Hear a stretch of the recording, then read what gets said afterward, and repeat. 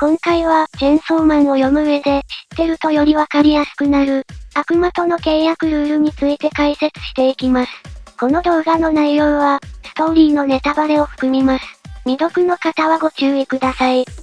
チェンソーマンに出てくる悪魔は、人間の恐怖心から生まれる妖怪のような存在です。恐怖の強さによって、その名前を持つ悪魔の強さは変わります。悪魔は人間から生まれた存在ですが、パワーが、悪魔の本能みたいなもんで嫌いなんじゃ、と発言していることに加え、人間に友好的な天使の悪魔も、人間は苦しんで死ぬべきだと思ってる、と話しているように、どの悪魔も本能的に人間を嫌い、死を望んでいることがわかっています。人間を嫌っている上、悪魔は人間を捕食対象と見ているため、デビルハンターたちが日夜、悪魔と戦って人を悪魔から守っていますが、悪魔は概ね、その名前に関連した姿や能力を持っており、人間よりも強く、簡単に倒せるような存在ではありません。デビルハンターは、そんな悪魔と戦う際の身を守る武器として、代償を払って悪魔と契約し、悪魔の身体の一部や能力を使っています。ちなみに法律的には悪魔と契約できるのはデビルハンターだけで、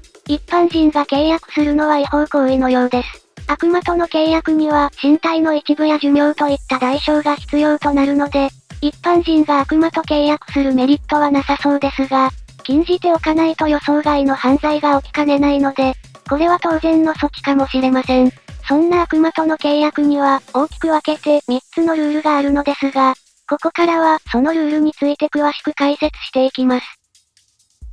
1つ目は、契約には強制力があるということです。悪魔と交わす契約には強い力があり、契約を片方が守っている場合、もう片方も契約を守らないと死んでしまいます。人間嫌いの悪魔が人間を裏切る可能性があると考えてしまいますが、この縛りのおかげで悪魔側から裏切ることはないということです。作中では契約を守らずに死んでしまったシーンはほぼありませんが、デンジがポチタと交わした契約を守れずに、一旦仮死状態になった場面があります。ちなみに、デンジとポチタが交わした契約は、私の心臓をやる。代わりに、デンジの夢を私に見せてくれ、というものでしたが、ポチタに夢を見せるという契約を一時的にデンジが放棄したため、デンジの体をポチタが操ることとなったのです。これは、デンジが普通の生活をして夢を見るという契約を、外部の働きかけにより破ってしまったため、デンジの人格が一時的に死んだと捉えることもできます。二つ目は、魔人と悪魔の間では契約を結べないということです。悪魔が人間の死体を乗っ取った存在が、魔人で、魔人になると頭の形状が変わったり、角が生えたりと頭部が変化します。そんな魔人は悪魔と契約を結ぶことができません。悪魔と悪魔が契約を結べるかは微妙なところですが、前例がないことから悪魔同士の契約も不可能である可能性が濃厚です。これについては、銃の悪魔の仲間である爆弾の悪魔の存在や、チェンソーマンの眷属という存在がいることから、対等な関係として契約するのではなく、強い者に弱い者が従うという形の方が関係性として一般的だと考えられます。三つ目は、悪魔と契約するためには代償を支払う必要があるということです。これについてですが、力の強い悪魔との契約ほど大きな代償が必要です。代償がどういったものになるかは、悪魔の気分次第ですが、一般的に肉体の一部や寿命といったものを要求されます。ここからは、具体的な代償の例を見ていきましょう。1、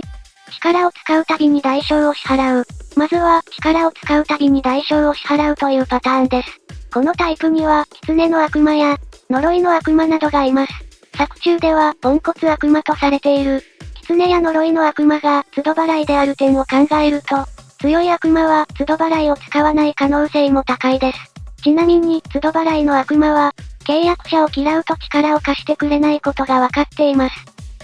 2、契約の際に一括払い。都度払いとは逆に、契約するときに一括して代償を払い、それ以降は支払いが発生しない契約パターンもあります。例えば、姫野と幽霊の悪魔は、右目を食べさせる代わりに右手を使えるという契約をしています。その他にも未来の悪魔は、寿命の半分や味覚や嗅覚を代償にデビルハンターと契約しています。3、見せたいものを見せる。3つ目の契約パターンはやや特殊で、悪魔の見せたいものを見せるというものです。これは、ポチタと電磁の契約。普通の生活を送り、電磁の夢を見せると、秋と未来の悪魔の、秋の最悪な未来を見せるが当てはまります。4. 感情。1の都度払いと似たものに、感情を代償とした契約があります。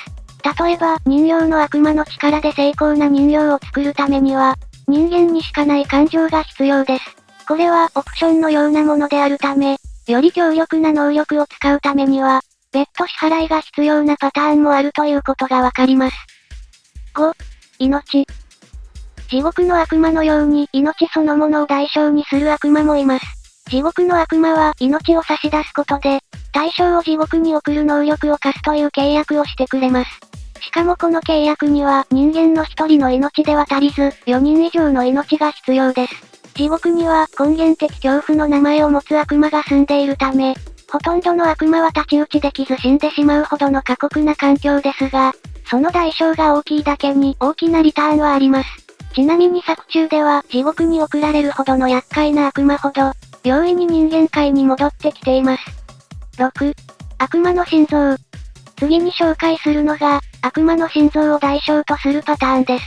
例えば、永遠の悪魔と闇の悪魔は、契約に際して、チェンソーの心臓を求めていました。その対価ですが、永遠の悪魔は、自身の能力からの解放を提示しており、闇の悪魔は自分の肉片を与え、肉片を譲り受けた悪魔自身がパワーアップするという内容でした。7. 特殊代償、全部。最後に紹介するのはかなり特殊なパターンです。姫野が強敵と戦う際に、私の全部をあげるから全部を使わせてと持ちかけたことで、強大な力を得て敵を圧倒したシーンがありました。本来姫野は右目を代償に契約していたため、右手だけを使うことが許されていましたが、全部を渡すという契約をしたことで、幽霊の悪魔の本体が登場しました。その結果として姫野は服を残して消えてしまいましたが、契約時の悪魔の不気味な笑みを見ると、悪魔は力は貸してはくれるものの、力を貸した人間は悪魔と戦うイコール人間が死ぬのが嬉しい、という理論で人間に力を貸しているのかもしれません。